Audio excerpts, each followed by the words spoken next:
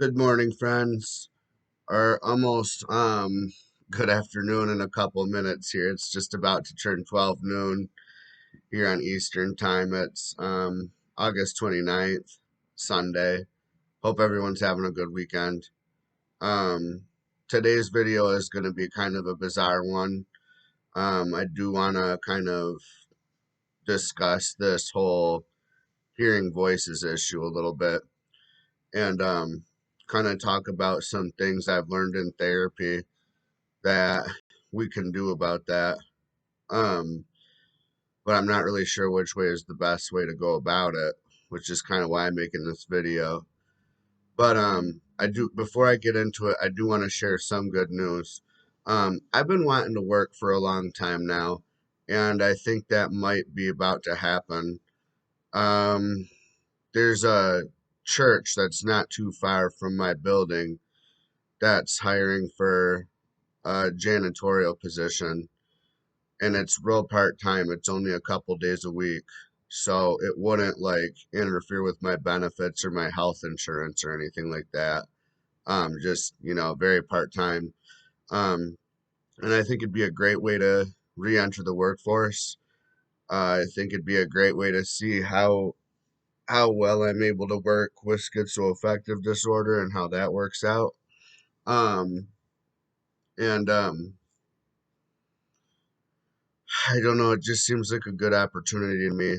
So some of you guys made some suggestions to me about where I can make a free resume and cover letter and stuff like that. And I really appreciate you guys. I really appreciate everyone being so supportive of my situation right now.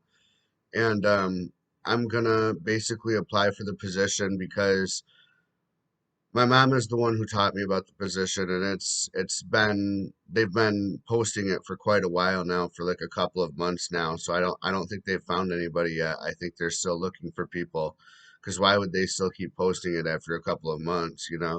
Um, so yeah, I'm hopeful about that. Hopefully, I'll be able to get this job, and if I do, it'll be the first time I've actually had like a paid job, um, other than volunteer work, since 2015. So for a little over 6 years now.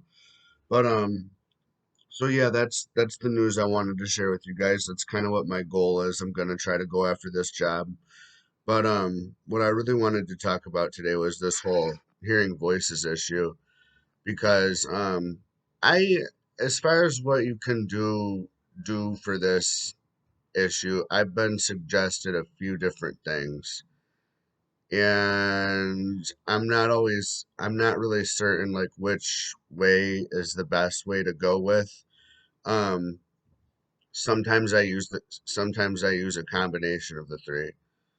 Um, but like, okay, so let me just lay it out here. As far as what you can do about hearing voices, there's been a few things that have been suggested to me. Number one, there is what Schizophrenics Anonymous program suggests. Actually, it's called Schizophrenia Aliens now, so I should call it Schizophrenia Aliens, but it used to be called Schizophrenics Anonymous. I could go with what they suggest you do, which is to completely ignore your voices, just completely dismiss them, completely ignore them. And sometimes that's helpful, but sometimes it's not. I don't know if I fully agree with that or not. Um, and then there's also the way that my peer specialist from DESC in Seattle taught us how to do it, and that is to interact with them, but treat them in a way that you would want other people to treat yourself. So don't get mad at them. Don't start yelling at them. Don't ignore them. Don't treat them like shit. Treat them how you would want someone to treat you. And he said he was for interacting with them. So, I mean, he said, like, if you catch yourself talking to them while you're in public, he said Bluetooth it. Act like you're on a Bluetooth phone or something like that. Um, so that was his suggestion.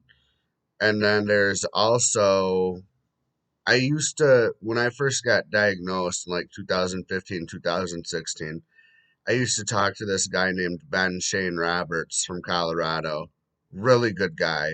Ben, if you're out there, please connect with me either on here or on Facebook. Miss the hell out of you. But anyway, Ben Shane Roberts was a really good guy, you guys. He is a disabled veteran. His he struggles with schizophrenia, paranoia, and his paranoid schizophrenia started while he was serving in the military back in the 80s. Um, but anyway, his advice on what to do about these voices was to cuss them out. Um, so that was what worked for him. That was every different things work for different people, you guys. And for some of us, not all of this is going to work. And for some of us, this is going to work. But, his advice was to cuss them out. And for him, that was the magic solution. That was what it took to help ease this problem. I don't think any of this completely makes it go away, but these are things we can just try to. But anyway, out of the three things I just listed for you guys there, I'm not always sure like which way is the right way to go. So I'm hoping maybe some of you that have this problem can maybe give me some feedback and let me know like what you think the right way to go is.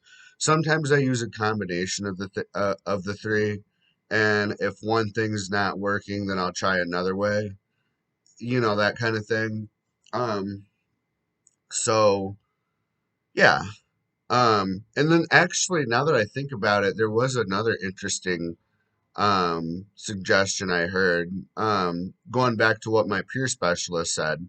Uh, I was in a group. My peer specialist had a group at DESC that I was in. It's a support group for people who hear voices and see shit that's not real, basically. And unfortunately, I had to drop out of the group because I got put on Latuda, and the Latuda was causing me to sleep through the group because it was kind of early in the morning. So I had to drop out of the group, but it was by far probably the most helpful, even to this day, was probably the most helpful tool in my recovery from mental illness, to this day. It was by far the most helpful thing I've been through. But anyway, there was this girl in the group. I met this girl in the group who her solution to this problem was to actually flush her voices down the toilet. When she started hearing a lot of voices and when they got too loud for her to handle, that was what she would do. She would go to the bathroom and she would flush the toilet, and that was what worked for her. It solved the problem for her. Unfortunately, I'm not quite there yet. After she said that, I actually did try to do it myself, but that didn't quite work for me yet. I haven't quite mastered that yet. So, but yeah, I'd like to hear some feedback from maybe some of you guys who hear voices and see shit. What's working for you? Have you learned any of these strategies as well? um there's obviously medication you can take for the voices. Some of us take medication, some of us don't. There are people with schizophrenia who are able to manage their schizophrenia without medication. Unfortunately, I'm not there yet. I do choose to take medicine for my voices because without the medicine, mine get too loud, and it gets too loud for me to be able to sleep. And I can't hear what people around me are trying to tell me because I'm so wrapped up in what these voices are saying. So I it's just very discomforting when I'm not on my medication.